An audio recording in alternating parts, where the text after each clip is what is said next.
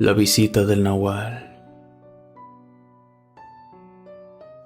Me llamo Esther. Antes de contarles mi historia, quiero decirles que yo no creía mucho en estas cosas de fantasmas o espantos, aunque sí había vivido muy apegada a la religión desde niña. Mi abuela me enseñó todos los rezos y rituales que sabía. Me llevaba cada 8 días a la iglesia y me preparó para mi primera comunión. Yo me crié con ella y con mi mamá. Mi papá falleció cuando yo era muy chica, y entonces mi mamá se dedicó a trabajar para sacarnos adelante. Ella trabajaba como enfermera en el hospital regional. Casi nunca estaba en casa, por eso pasaba la mayor parte del tiempo con mi abuela. Al principio, todo esto de los rezos lo tomaba como un juego, pero al pasar de los años lo empecé a sentir como una carga. Habían muchas cosas que no me gustaban, pero al final las hacía porque me lo pedía mi abuela. Y así transcurrió nuestra vida sin grandes sobresaltos, hasta que un día mi abuela de la nada enfermó de gravedad, perdió el movimiento de casi todo su cuerpo y se quedó postrada en la cama, apenas si abría los ojos. Le diagnosticaron cáncer. Los médicos no nos dieron muchas esperanzas, por lo que mi mamá decidió que nos la trajéramos a casa para que pasara sus últimos días con nosotras. Fueron meses muy difíciles, nos dedicamos en cuerpo y alma al cuidado de ella. Una noche, mientras revisaba su suero y sus medicamentos, me asusté cuando vi que intentó enderezarse en la cama, al tiempo que balbuceó algo incomprensible. Como pude reaccioné y la acosté de nuevo sobre la almohada. Chequé que la jeringa en su muñeca no se hubiera zafado, y entonces cuando intenté tocar su frente para tomar su temperatura, de repente abrió los ojos. Me asustó otra vez, hacía algunas semanas que no los abría. Me miró con ternura y apenas murmuró, «Mi niña». Y con mucho esfuerzo movió su mano y me señaló un cajón de su tocador. Me paré y fui hasta el mueble. Al abrirlo y revolver las cosas que habían dentro, encontré una pequeña bolsa de gamuza. Se la llevé y la puse entre sus manos. Con mucho trabajo quitó el pequeño nudo. Era un hermoso rosario de plata. Entonces empezó a toser, y cuando le acerqué el vaso de agua, me agarró del brazo y puso el rosario en mi mano, apretándome con todas sus fuerzas, y alcanzó a decirme al oído, «Te protegerá». Se recostó nuevamente y cerró sus ojos. Yo volví a guardar el rosario en la bolsita de gamuza, y sin darme cuenta, lo metí en una de las bolsas de mi chamarra. Por la noche llegó mi mamá para relevarme. Me fui a mi habitación a dormir un rato, y mi abuela falleció esa misma madrugada. Yo estaba dormida, y mi mamá fue a despertarme. No fue necesario que me lo dijera. Las lágrimas en sus ojos y su expresión de tristeza lo decía todo. Iniciamos los preparativos del funeral. La velamos por la noche en la casa en compañía de algunos familiares y vecinos, y al otro día por la mañana la enterramos junto a mi abuelo y mi papá. Regresamos a casa totalmente abatidas. Por la tarde despedimos a los últimos familiares y nos acostamos a dormir temprano. Yo caí como piedra y dormí profundamente por varias horas, pero a eso de las 2 de la madrugada me desperté. Tenía una sed espantosa y me fui a la cocina. Al pasar por la sala, empecé a escuchar muchos ruidos extraños en el portón. Primero escuché como si alguien lo empujara suavemente. Al principio pensé que era alguna corriente de aire, pero las sacudidas se empezaron a hacer más violentas. Se escuchaban los golpazos tan fuertes como si alguien lo pateara y arañara con mucha furia. El ruido despertó a mi mamá, quien bajó rápidamente.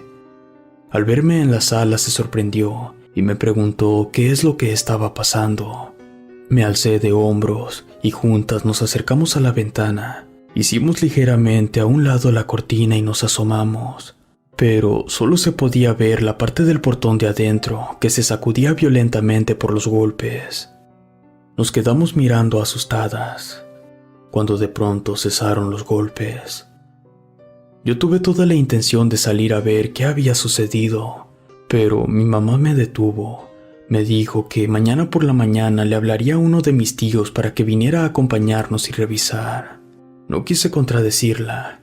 Yo en verdad quería salir para saber qué había pasado, pero habían sido días muy duros para ambas, así que le hice caso y me regresé a mi cuarto.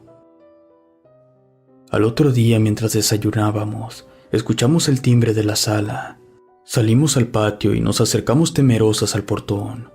Mi mamá gritó preguntando quién era, y la voz de mi tío Carlos nos tranquilizó. Yo quité los seguros y salimos. Él ya revisaba los golpes. La madera estaba mayugada y parecían como rasguños a lo largo de todo el portón. Mi tío la revisó otro rato. Después nos metimos a terminar nuestro desayuno.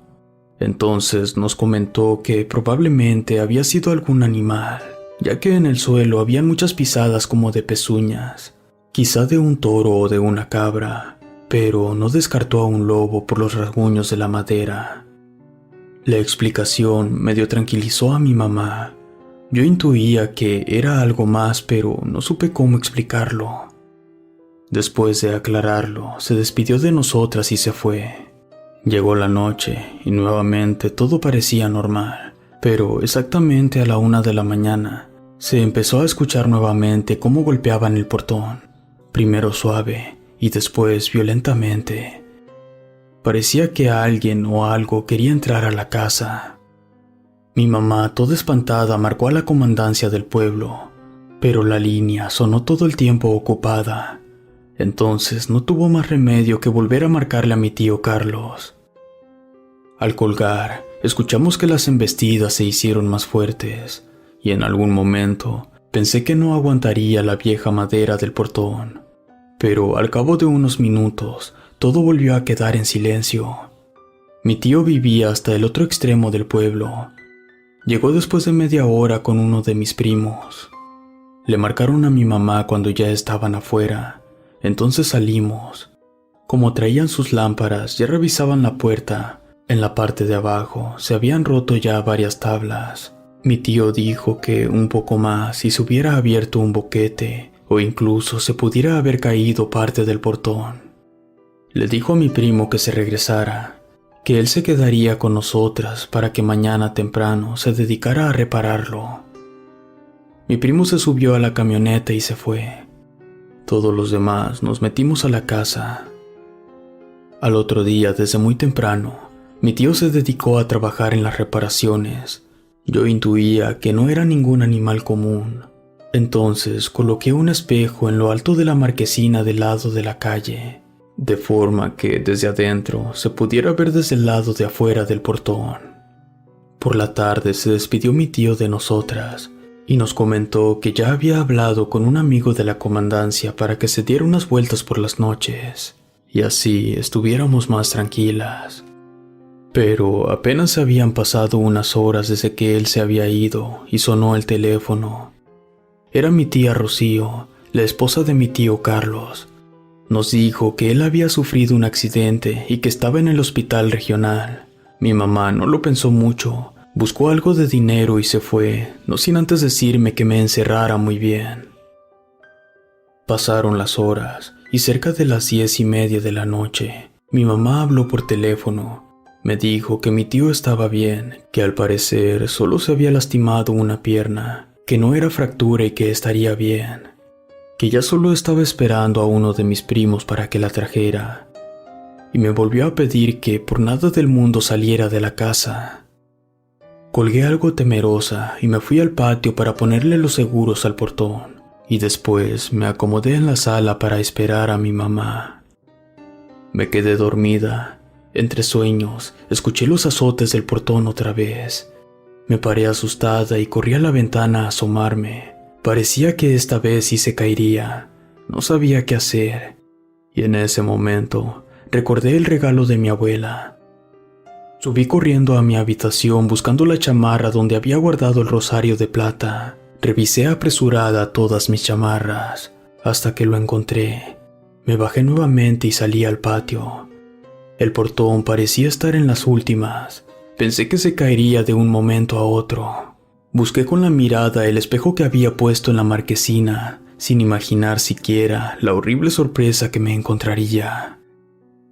Era una criatura que parecía un lobo gigante que estaba parado sobre sus dos patas traseras, pero aquellas patas se parecían más a las de una cabra, y que en lugar de garras parecía tener pezuñas. Sus patas delanteras eran demasiado grandes para su cuerpo. Parecían colgarse hasta el piso con unas garras muy largas como cuchillos, y de su hocico se asomaban unos gigantescos colmillos. Y de pronto sentí sus pequeños ojos sobre mí. Pensé que me desmayaría. Las piernas se me doblaron y caí de rodillas. Agarré el rosario de plata entre mis manos, cerré los ojos y empecé a rezar en voz alta con toda la fe que podía, tratando de opacar los bufidos de aquella bestia terrorífica. Recé y le pedí a mi abuela que me protegiera. De pronto, el portón dejó de moverse. Escuché que un automóvil se acercaba. Me levanté y quité los seguros y abrí. Era mi mamá con mi primo. Al bajar de la camioneta, los dos se quedaron mirando aterrorizados lo que quedaba de aquel portón. Entramos por nuestras cosas personales y nos regresamos con mi primo a su casa. Al otro día, mi mamá solicitó un cambio en el hospital donde trabajaba y corrió con suerte. Le asignaron un lugar en la ciudad. Por la tarde, regresamos con una mudanza por nuestras cosas. Al salir, no pude evitar mirar de reojo el portón destrozado a punto de caerse. Fue la última vez que vi la casa. Mi mamá la vendió a los pocos meses, y desde entonces nunca más hemos vuelto a hablar de lo que pasó en aquellas noches. Y yo aún conservo el rosario de plata de mi abuela, que estoy segura que desde el más allá ella me protege. Relato escrito y adaptado por Luis Martínez.